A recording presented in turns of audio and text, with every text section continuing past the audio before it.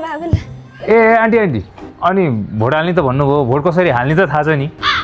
छैन एउटा बाबुले लगेर हालिदिन्छु भन्ने थियो कहाँ त्यस्तो बाबुले हाल्न लैजान्छु भनेर हुन्छ त तपाईँले त्यो भोट कहाँ कसरी कुन चिन्हमा हाल्ने सब कुरा जान्नुपर्छ ल हेर्नुहोस् यहाँ यो जुन रातो र थोरै चिन्ह भएको छ नि यो चाहिँ प्रत्यक्षको लागि भोट गर्ने हो त्यो उम्मेदवारहरू आउँछ नि हो उनीहरू भने प्रत्यक्षवाला हो अब यो धेरै चिन्हहरूवाला छ नि यो भनेको समानुपातिक हो यो चाहिँ पार्टीलाई जान्छ भोट यसमा अब तपाईँले कुन चाहिँ चिन्हमा भोट हाल्नु छ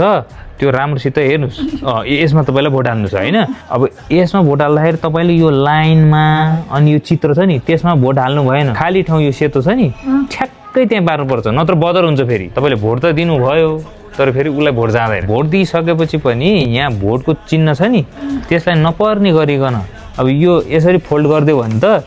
यो मसी यहाँको मसी यहाँ जान्छ नि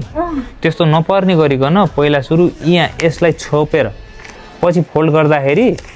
मसी यता लागेछ भने पनि यतै सेतोमा लाग्ने हुन्छ त्यही भएर अब गर्दाखेरि यसरी मजाले आफ्नो चिन्हलाई ट्याक्क पारेर अनि अर्को चिन्हसँग नजुत्ने गरिकन गर्नु पर्यो अनि यसमा पनि